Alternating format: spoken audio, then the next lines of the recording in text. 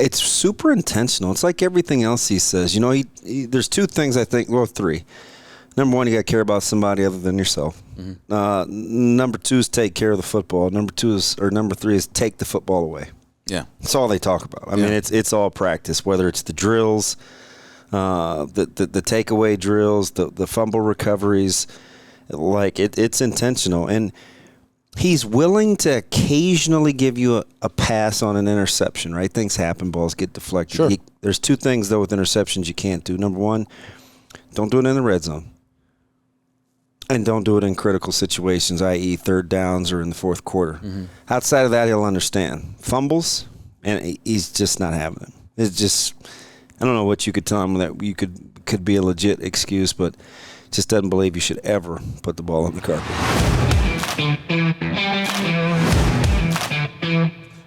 All right, welcome to the Let It Fly show. I am Michael Severe. My partner, Josh Jones, is off this week. He's got some stuff to take care of. He'll be back next week. But I want to remind you about the Let It Fly Sports Bar opening up in the Capital District June 16th. That day may sound familiar to you for a reason. It's because they're going to play that big baseball tournament they do at the end of the college baseball season every year. You know, it happens downtown. That's going to be happening starting that day, that Friday. The Let It Fly Sports Bar will be opening as well. Great specials we're going to have. For example, buy a $100 gift certificate, you get $25. So you get $125 worth of gift certificates for just $100. You'll be able to find all of that very soon online at the letitflysportsbar.com. Again, downtown in Omaha. It's going to be awesome. It's going to be amazing.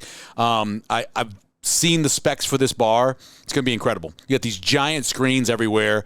I was asking folks actually on Twitter last week, what's the number one thing you want from a sports bar? And it was sight lines. You got to have good sight lines to be able to see all the games you want to watch, and that'll be there. And, of course, the second thing was food. And we met with the chef a few weeks ago. Remember, he was on the show with us. We chatted with him.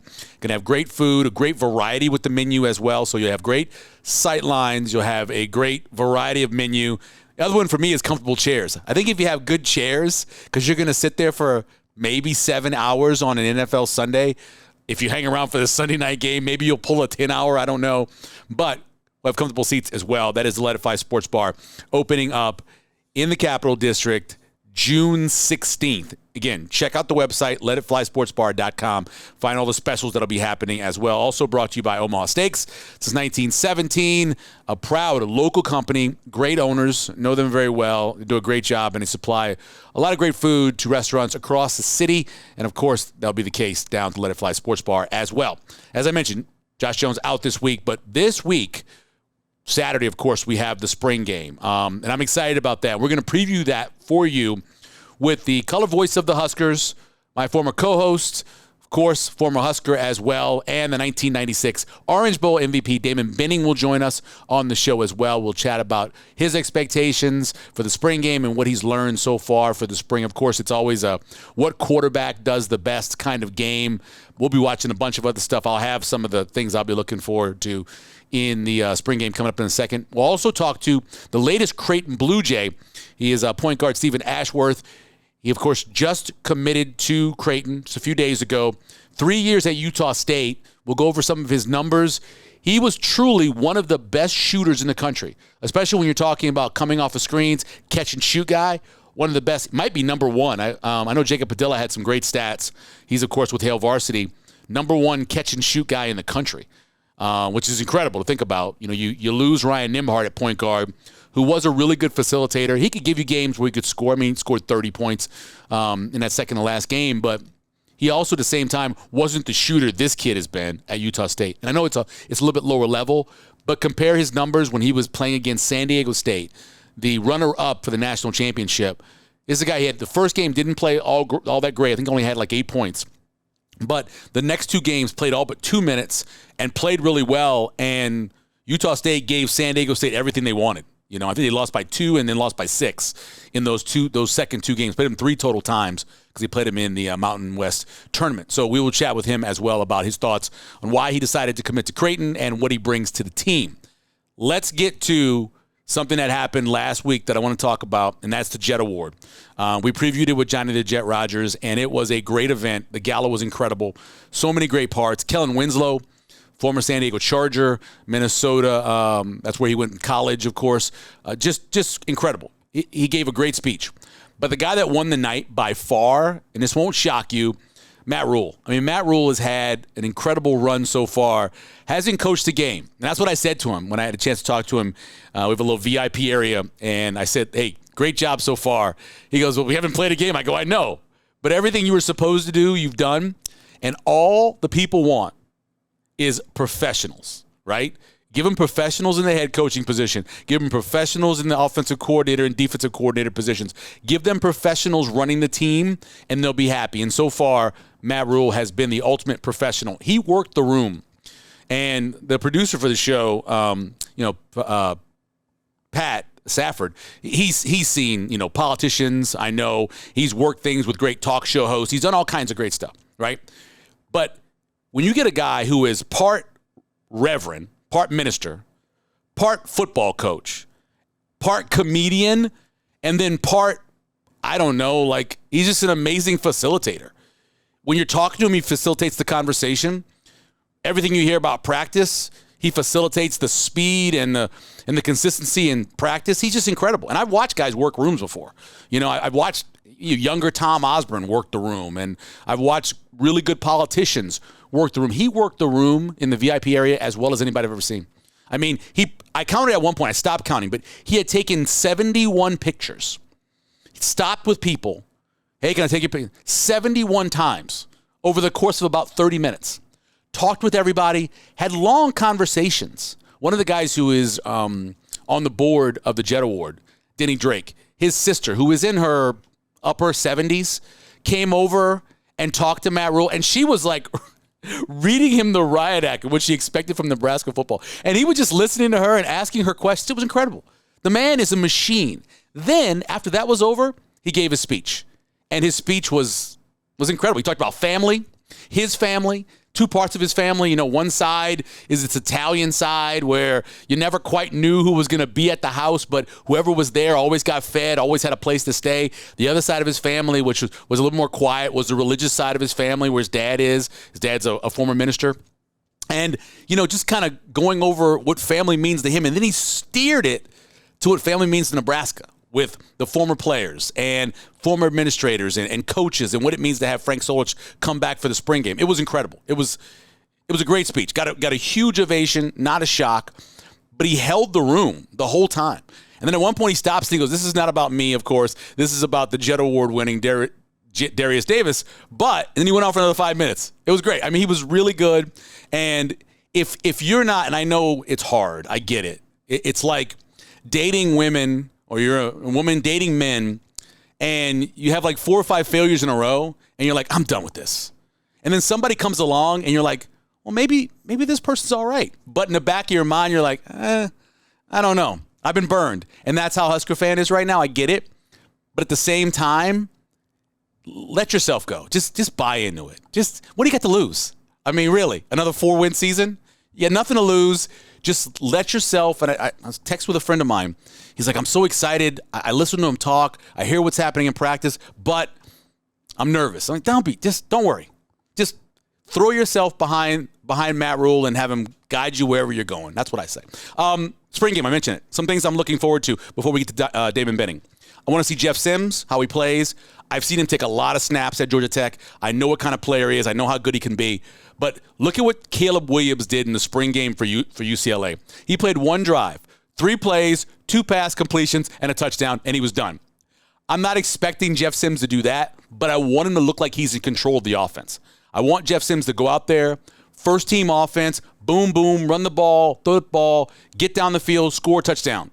And if he only plays a quarter or a quarter and a half, that's fine with me because I want to see the young kids. I mean, I want to see Richard Torres, coming off his freshman year last year, redshirt year, and I want to see Heinrich Harburg, who I watched play in high school, but haven't seen him obviously in this level, and I'd love to see that kid play. So if Sims comes out and is effective on his first 3 drives or something like that, I have no problem him sitting down and playing the young guys. Purdy and all the other guys that are there as well. I want to see where that third safety lines up for Nebraska. It's a 3-3-5. You've got this heavy dime concept where you bring that third safety into the box and he plays in there. Then you have the situation where you have a 3 high where he's in the back. He's the ultimate center fielder. That's something you could do as well. I just want to see where he sets up. And I know wherever he sets up, it's going to be based off of what the offense is doing. But a guy like Kobe Bretz, I think, could be a great third safety. Isaac Gifford, I think, could be a great third safety as well. They've got a lot of possibilities. I'm looking forward to seeing where that sets up. Be mistake-free as possible. In the kicking game, penalties, turnovers. I know it's just a spring game, but don't be sloppy. And I know that's what Coach Rule wants. He doesn't want balls on the ground. He wants field goal team to play, to do what they're supposed to do. He wants to see the punt team do what it's supposed to do. If those three areas are solid, I'll be happy. And then the last one is the running backs. As of right now, Gabe Ervin getting talked about a lot. Anthony Grant getting talked about a lot. There's a lot of guys on the team. Ramir Johnson, we want to see him after last year, disappointment. Whoever it is, I just want to see him get a chance. A.J. Allen coming off his injury at the end of the year last year. So want to see the running backs and where they end up. All right, we'll talk more about the spring game coming up. Damon Benning, voice of the Huskers, will join us next. All right, let's talk more about the game and how spring has gone so far. He is the color voice of the Huskers. Of course, he is the co-host of the Coffee and Cream Morning Show, and he is a former captain, former Husker, two-time national champion. He is Damon Benning. How are you doing, sir? What's up, buddy? How are you? I'm good. I feel like I just saw you. We did. And that's what I want to start with. Oh, okay. Because we were at the Jet Award. Yes, we were. And I was up in the VIP room, and I watched this guy work the room like no one I'd seen in a long, long time. Matt Rule? Matt Rule took pictures with everybody. Yeah. He talked to everybody, had a long conversation with Denny Drake's 75-year-old sister about football, because he talks to everybody. And then he gave a speech, and his speech was fantastic. You all in? I'm all in. Yeah. He's something else. I've said this for a couple of 7-8 weeks now. There are times, and you know me as well as anybody, where I have to double check to make sure I'm not crazy, right? Where I'll leave conversations with him, and I'm like, okay, I feel like he got the best of me, like something, right? So I'm very conscious to put it through a strainer just to make sure. But if you're basing something on what a guy says or how he treats you, he's definitely hitting a home run. He's been nothing short of unbelievable. Johnny the Jet said, they're so professional. When he went down to practice, he said they're just so professional. It's good to have somebody in charge, not to degrade anybody else, but somebody in charge that knows what they're doing. Yeah, and you know what? I think we can say that and not have to quantify anymore. Well, you know it because you feel it. Going back even to everybody. You feel it. Yeah. You've worked in the private sector, the public sector, like leadership. And I think we can say that it's really, really good leadership and leave it at that because, guys are held accountable. There's a clear expectation level. There's a common language. There's all the good things that I think you want in leadership. And he's got some conviction, right? He's confident enough to let you know that he's confident without coming across as over the top, but you know who's in charge. Yeah. He's tough on his coaches in practice. He's just competitive. He's uber competitive. We used to have a line, and this comes from Kevin Kugler, and it was about Bill Callahan. And we said, confidence without arrogance. When Bill would talk about offensive line or football, you'd be like, oh, he obviously knows what he's talking about, but he doesn't sound like he's arrogant. Same thing about Matt Rule. He doesn't sound like he's arrogant, but you can tell he's confident. That's a great distinction, right? Just his delivery, his mannerisms.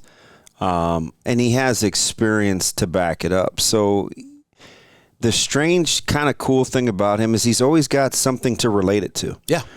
He'll tell you something, and he'll say, hey, at such and such a time when I had this guy, it reminds me of this. And then there's like this story that quantifies what he's saying. He's a very good orator. Now, we'll see if they can win games. But I know one thing. When it comes to conviction and conveying a message, he's top shelf. You're all in. I'm all in. Is your household all in? Yeah, they really are. Well, there's only one of them I care about. Yeah, and they got back in the hunt. Really? Yeah. They got back in the hunt. It's going to be highly competitive, and we're talking Godfather 3. They pulled him back in. Yeah, they got him in. I mean, he was a big Chins guy. Yeah, okay. Caleb, and he liked Coach Fisher. Really liked Coach Will Height. Those are the guys that did most of the heavy lifting. So. When when that ended, Mickey came right in and really kind of reestablished that connection, right? And stayed with it. But Mickey was just one guy. Now with this staff, Coach Rule reached out right away. He had the big junior day that Sunday. He'd only been in town, a week. Had the big junior day where he invited the top guys down, and he really fell in love with Coach Coop, and he likes Coach Rule quite a bit. Caleb, he's a straight shooter, and he's a relationship guy, and it's not about the frills and the fluff. Coach Rule's in his wheelhouse. He's a good kid. It's the first time I met him. He's just a good kid. Yeah. Let's talk about what's going on in the spring. Thoughts on Jeff Sims? I'm patient. Right, I think there's been some good, there's been some bad. I said this all along about Coach Satterfield. You have to be a guy that can take some constructive criticism, some hard coaching, be secure, because you're going to get corrected while you're trying to learn, and you got to know that he's for you. And if Sims can continue to do that, I think he's going to give himself a chance, right? Coach Satterfield, he's a lot like Coach Rule. He coaches hard, say some things to you that can hurt some people's feelings if you're not real secure in who you are. But I think I like Sims' athletic ability. He's got good size. He's got to take good care of the football. That's the thing. Like, if you don't take care of the football, they'll figure it out. He talks about it constantly, putting the ball on the carpet in a practice scrimmage. Rule brings it up constantly. It's like one of the first things he mentions. It's super intentional. It's like everything else he says. There's two things I think. Well, three. Number one, you got to care about somebody other than yourself. Number two is take care of the football. Number three is take the football away. Yeah, that's all they talk about. I mean, it's all practice. Whether it's the drills, the takeaway drills, the fumble recoveries, it's intentional. And he's willing to occasionally give you a pass on an interception. Right? Things happen. Balls get deflected. Sure. There's two things though with interceptions you can't do. Number one, don't do it in the red zone. And don't do it in critical situations, i.e. third downs or in the fourth quarter. Outside of that, he'll understand. Fumbles, and he's just not having them. It's just, I don't know what you could tell him that you could be a legit excuse, but just doesn't believe you should ever put the ball on the carpet. You'd rather die a horrible death than a fumble. Yeah, the ball. He's just not having it. Right, he'll even he may turn the other way on a pick, but you fumble it, it's over. You got young kids. Richard Torres is built like he could be a quarterback. We know how big and strong Heinrich Haarberg can be. Both those guys seem like the kind of quarterbacks that they want in a system because they can take off and run. Yeah, that's what they want. Torres is a good athlete. We'll see if he can handle the pressure. A lot of guys can run around and not get hit. We'll see what happens with the bright lights and when those come on with Torres. Haarberg has flourished. He's competitive. He's smart. He's arguably one of the best athletes on the team. I don't even know if it's an argument anymore. Yeah, he's top three. He just is. And remember, you and I, we had this conversation coming out. We said, gosh, he could be a tight end. Right? We thought that there were a lot of things that Haarberg could play coming out of high school because he was big and fast. And I used to say deceptive. It's not deceptive anymore. He's just fast. Explosive kid. He's just fast. Right. So I think he's had a chance to flourish. I'll be curious to see what happens with Purdy. Who's coming off a couple of good days. Really? Took him. And I've kind of completely forgot about him being a part of the team. It took a little bit. Right. Okay. It took a little bit, but we'll see. But again, you got to take care of the ball. His thing is, I think you and I have talked about this because there's only a few football guys I would have this conversation with. But when he's on schedule, he's pretty good.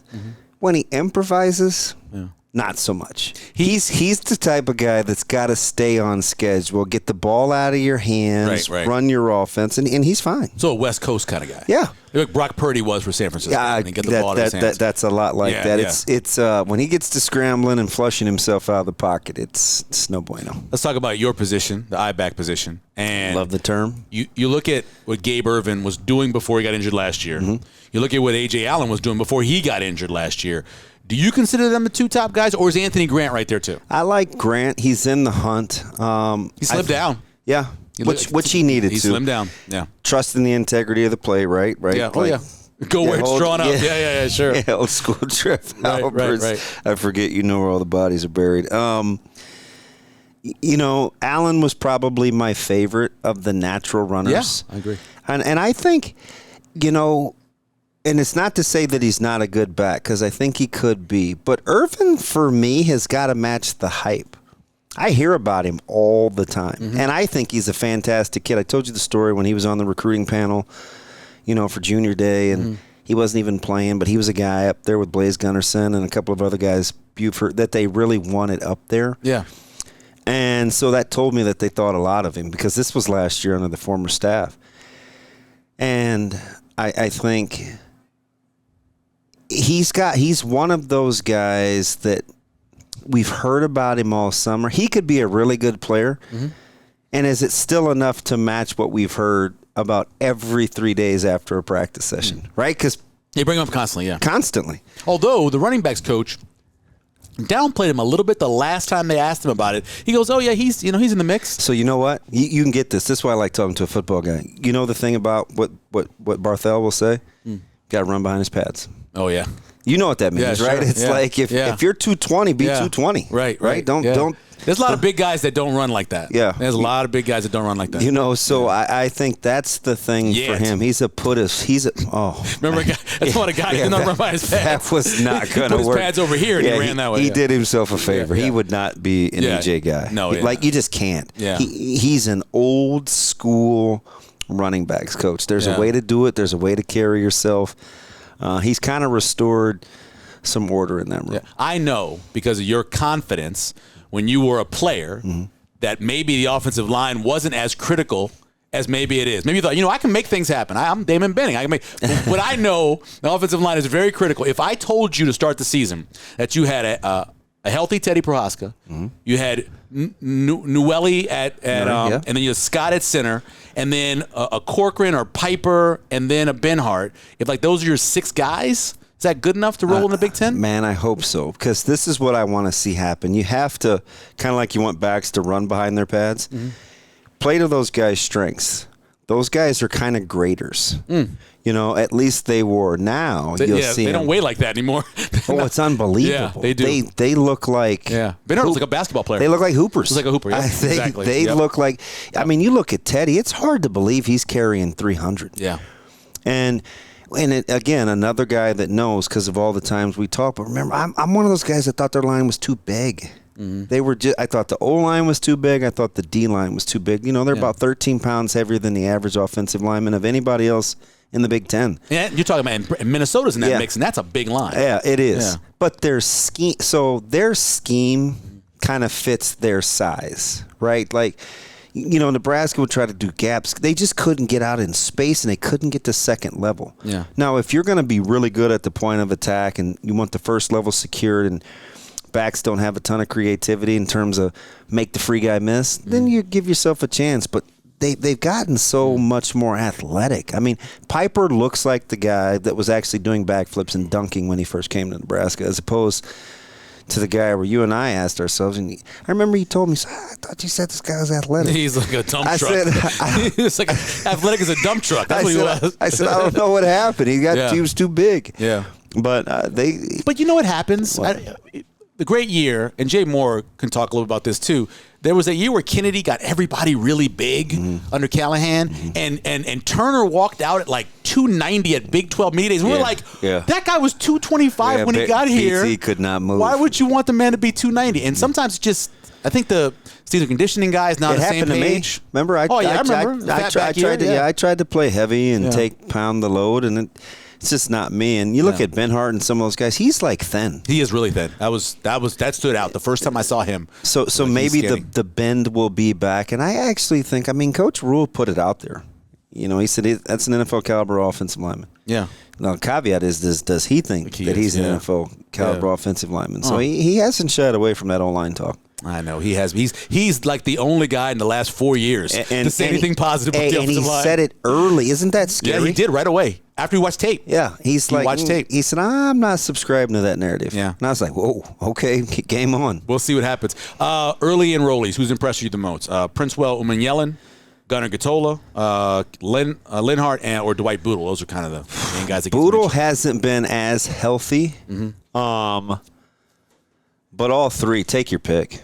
You mean Yellen's put together? Listen. He is put together. Both those edge guys are pretty good. Yeah. They're playing in the 2 deep. Maverick Noonan is playing in the 2 deep. Right. I should have mentioned him. I didn't say Noonan. And I think Gatula has been the most pleasant surprise of them all because Really? I don't think a lot of people were high on him coming out in high school. He's got good size. They got him playing left tackle. He's getting a ton of reps because they don't have a lot of depth. Yep. He's actually been a pleasant surprise. But I'll go with both edge guys, Linhart and Umawellen. You've been yelling, man. You look at him. You'd love him. Remember how many times we've talked about you can find pass rushers. You can go to a basketball team and pull them. Troy, those guys played basketball. Yeah. You go get them, right? Nebraska, for some reason, has been searching forever to find one. Yep. Randy Gregory, really the last true guy, Both You those can find guys, them. you'll like. They jumped off the page. I'm like, 55-91. I said, God, those guys look good. And everybody's like, watch them. You got to watch them. And even Maverick Noonan is a pretty good natural pass rusher. I look forward to that. Seeing him on Saturday and then going out on the field and seeing him too. We always talk about what's the strongest position in spring. And I know this is probably not the one, but they could be legitimately 3 deep at tight end with real quality. Yeah. I'm in. Obviously health is a thing. I'm in complete agreement. Yeah. I mean, they're solid. They're good enough at that spot where you can have a guy like A.J. Rollins Go to the side. play defense. Yeah. I agree with you. Quietly, it has been a very good position this spring. Really? Well, who's talking about it? I mean, you're the first person that's brought it up. You know who I loved in high school was Lindenmeyer. Watching him, he wore 99, and he stood out when he played. They love him. Yeah, he was a good athlete in high school. He jumped off the page. Write that down. Again, we'll be the only guy that I'll have the conversation with that will have brought up Lindenmeyer. They love Lindenmeyer. Yeah. So you got Fedoni, Gilbert, Bonner, who they moved over, who's got to put on weight, and then Lindenmeyer. That's not bad. No, it's not. So tell me what you're looking for on Saturday. Well, so there's 3 things. Number one, you got to take care of the football. I know it sounds like coach. It sounds like coach speak, but you cannot get out there Saturday and wet the bed. Yeah. Don't turn the ball over. Certainly don't put it on the carpet. Right? You get a deflection, okay, and it's a tip pick. Don't put it on the carpet though. Number 2 is how sudden are guys moving. Are they tentative with run through tackles? This is not a gator roll. Ankle bite team, man. Yeah. They wrap and run the feet, and they're coming in through your belly button up through your sternum, right? Like it's a team that wants to strike in, drive you back. So I want to see how sudden guys move. I think the other thing is, it sounds funny in a spring game, but man, if their place kicking can get a little more consistent. I had that on my list too, yeah. Well, we kind of think a lot. Yeah, I mean, you got to, man. Yeah, because we know what wins games. You win or lose games. We know what wins games. So that's a big deal. Yeah, I think if they can be perfect on special teams, which is almost impossible, but don't drop any punts, return a few kickoffs if they allow it. I love watching. They got a few surprises for you on special teams. Really? Yeah. I've always thought they had about 7 or 8 guys who were good high school returners. Yeah. How come they can't be doing it? Well, I mean, when you get guys like Elliott Brown in the top 3 or 4. Well, he's a good athlete. Listen, I mean, more than a TikTok guy. He's a good athlete. I watched him play in high school. Total blank slate. Yeah. You want to win a job, go get it. Yeah. And I think you'll like that. Do you think Xavier can do well enough in the classroom? I do. He's taking 21 hours, and it scares me. That's a load, boy. That's a load. I've done that. It would be tough for me. That's a load. I've taken and I would like to think I was fairly okay, and it would be hard for me. And this is catch-up, too. It's not like you're in your junior, senior year, you're taking classes in your major. Yeah. He's still taking core classes. They laid it on the line to him and said, hey, listen, if you want to play, this is what has to happen, and this is where you got to be. So he's taking 21 hours, and I have confidence. Listen. So I missed one day. Oh, really? Yeah. That's good. Well, they don't let that. No. Obviously, you saw what happened with Grant. He tried another. Yeah. And that's all you get. Yeah. It's not happening. All right. Well, we'll see you up there Saturday. All right, man. Damon Benning, color voice of the Huskers, and, of course, former captain as well. So, listen, talking back to Let It Fly show, we're talking with the latest Creighton Bluejay. Point guard transferring over from Utah State, Steven Ashworth, joining us here on the Let It Fly show.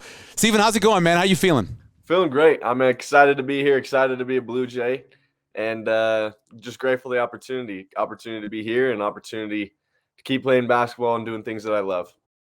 You are obviously a grown man. You're married. You went on your mission already, right? Are you 23? 22. 22. So when you're making this decision on where you're going, you're not like the normal portal guy where it's just you. you got to consider your wife too. How did that whole process work for you?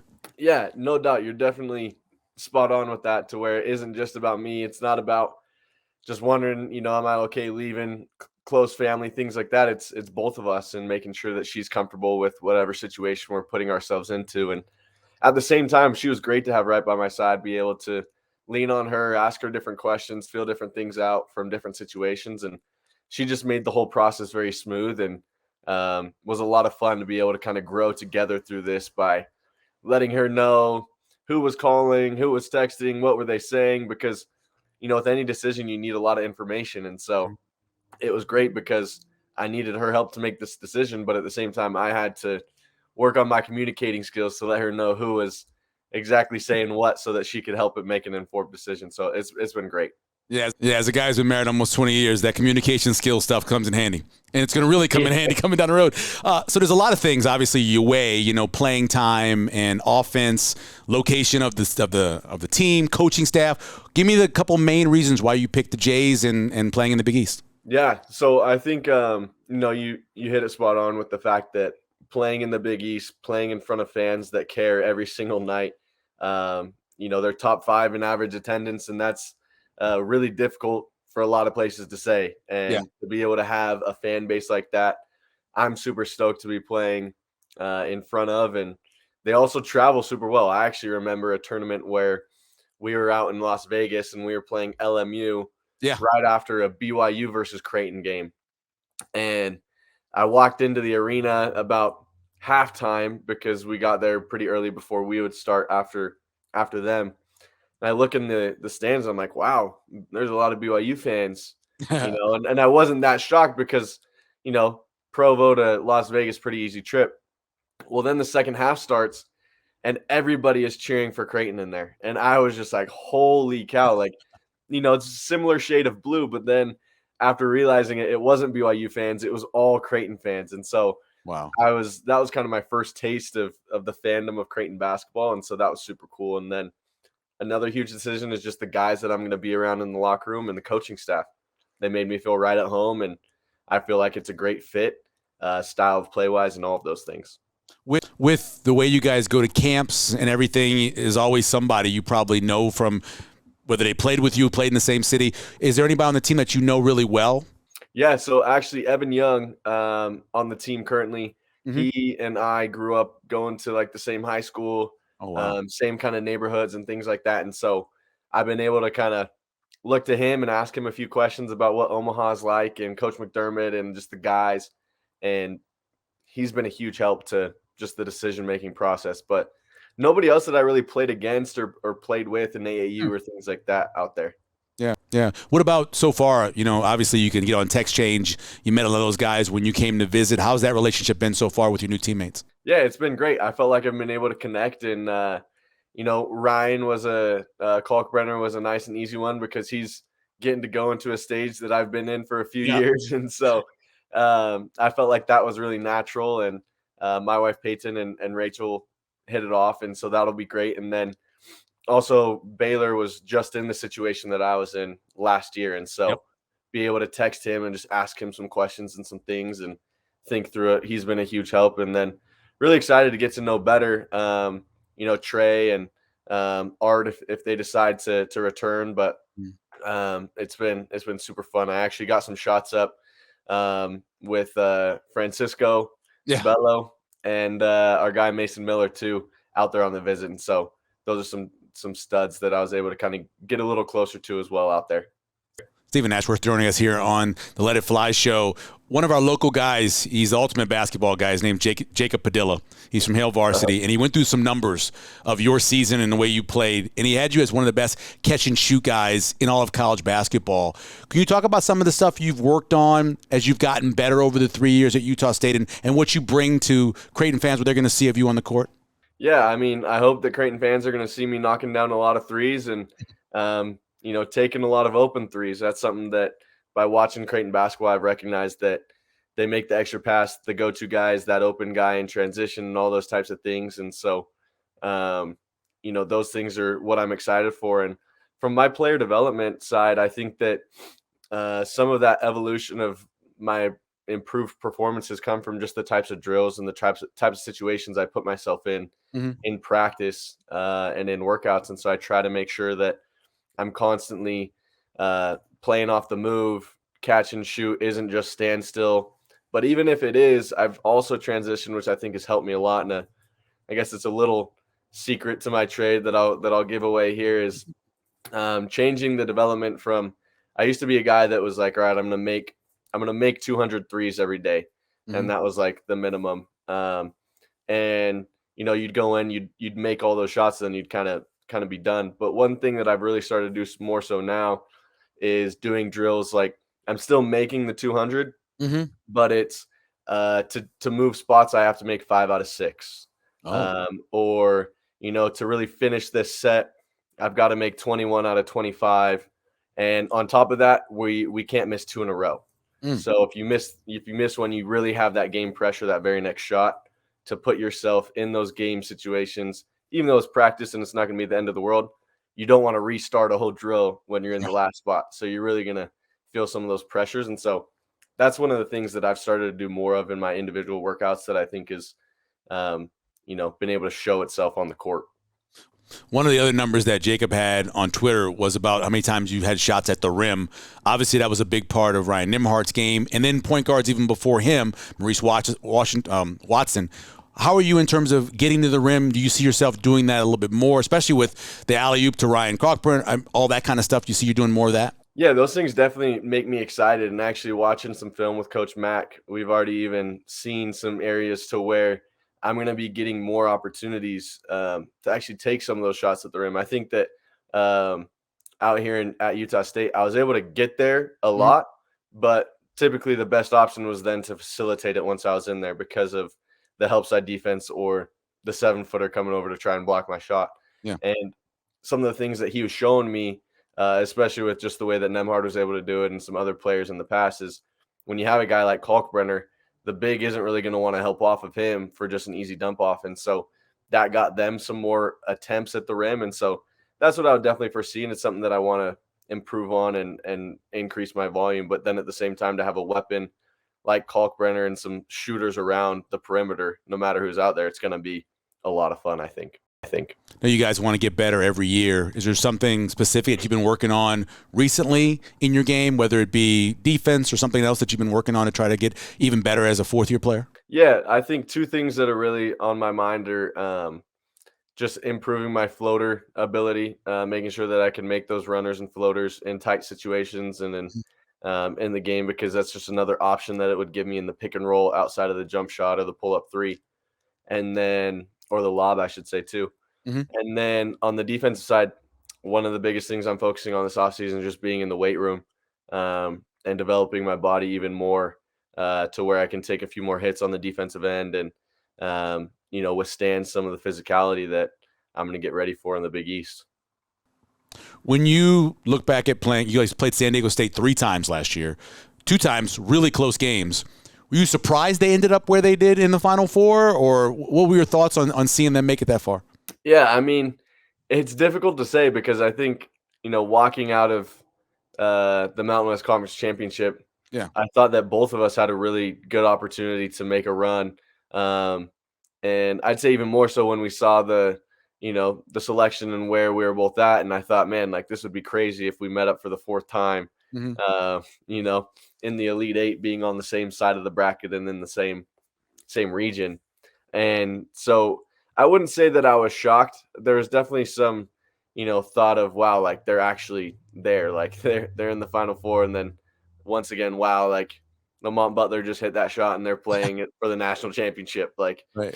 And to think that they were playing for the national championship and 2 of our games were decided by, 3 points or less. And I think it just went to show how talented the Mountain West was this year and how high caliber of basketball we were playing out here. And then at the same time that basketball is a game of, slim margins, and it can make a huge difference on what side of the spectrum you are. But yeah, it was cool to watch them.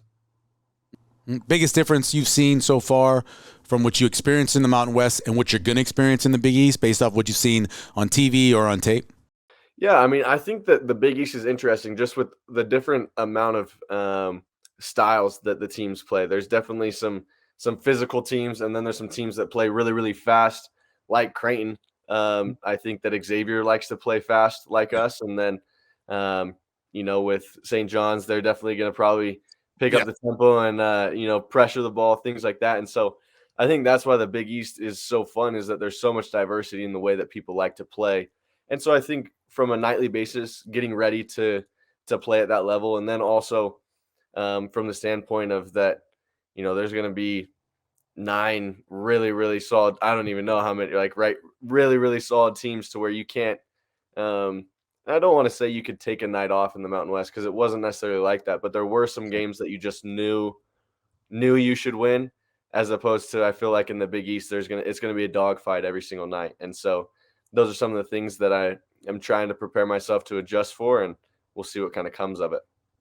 With all the shots you're getting up and being married, you seem to be pretty busy, but are there any hobbies, anything you like to do outside of basketball? Yeah, I mean, it's probably still some aspect of sports. I love to compete, and I think my wife has been good about reminding me when are good times to compete and when are good times to just have some fun. Yeah. It's okay to lose an Uno game here and there. I think that's cool. We like playing card games. I'm into golf as well as pickleball. Nice. And Peyton she grew up playing tennis, and so she's the ultimate doubles pickleball partner for me. So she wins some games for us, and then I just am her backup basically in pickleball. But yeah, those hobbies. Can I ask you how old she is, by any chance, your wife? Yeah, so she's actually 23, so she's a year older than me. So okay, I was wondering, because there was a show that I used to watch called One Tree Hill, and there was a girl named Peyton, and a lot of people named their girls Peyton because of that show. I thought maybe that was the case, but the timing doesn't work out. So, yeah. When are you gonna make the town? When are you coming to town? So the plan is right now we're working on getting some things packed up here in Logan, and then trying to find what the moving companies can do and what the time frame would be like that. And first day of practice, June 5th. But at the same time, we want to kind of get out there a little bit earlier, so we could possibly even be out there mid-May. We do have a family vacation like May 21st for about a week, so we'll be gone. But then after that, headed back to Omaha, and we'll be there for good for the summer, basically, until the season starts. So. Well, take a bunch of pictures of all those mountains there so you can bring them with you, because we don't have that here. No mountains, but you got some hills and some rivers, and so yeah, that was good to see, because I served my mission in Indianapolis, and that place is flat. Yes, it's very flat. No doubt. Steven, we appreciate it, man. Congratulations on your decision, and we can't wait to see you play come up this fall. Thanks so much. Thanks for having me. I'm super excited to chatting it up some more when we get out there to Omaha. All right, thanks to Steve. We appreciate him coming on and hanging with us. Really interesting, and you can tell he's an adult. Kid's been married. He went on his mission. 23 years old, experienced. He's going to come in here. I don't know how good of a player he'll be. I know what he was at Utah State. I do know as a professional and as an adult, he'll handle the transition great.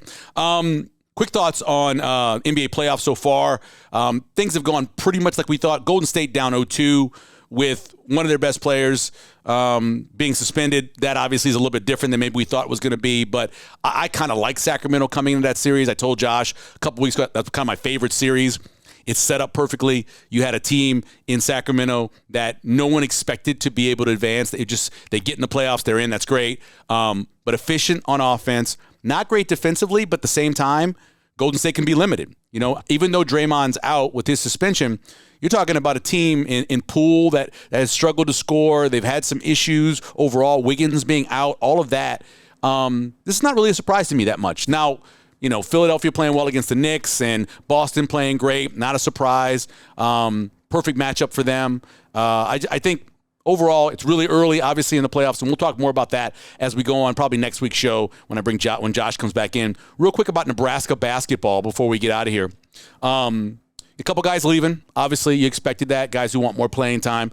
Quaren McPherson is out. But if you look at some of the guys who've come in, Rink Mast, the kid out of Bradley, I think he's a perfect fit for what Nebraska wants to do. I know he's a perfect fit for what Fred Hoiberg wants to do. And then Bryce Williams coming out of Chicago. It's going to be interesting to see what they do. There's some more. There's one more spot. Will it be Latrell Wrightsell? Will it be Hunter Salas? I don't know.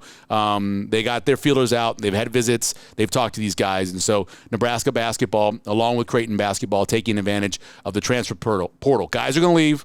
Guys are going to come, right? That's where we are right now. Don't get mad. Don't get upset when they leave. Be happy when guys decide to come to your school. That's it for this show. Great show. So you talk about Damon Benning coming on and talking to Springs. That was wonderful. Talking to Steven Ashworth from the brand new Creighton point guard. We appreciate him taking the time as well. Josh will be back next week. Want to remind you again, June 16th, Let It Fly Sports Bar will open its doors to you, to Omaha in the Capital District. It's going to be fun. First day of the College World Series, first day of a brand new sports bar in the Let It Fly Sports Bar. Special thanks, as always, to Hurrdat producer Pat Safford, Phil McLean for helping to book the guest as well. Thanks to Damon Benning and Steven Ashworth as well. And always remember, Omaha Steaks, a great gift any time of the year. As Josh would say, Michael Severe, for the Josh Jones that's not here, it's Let It Fly Show.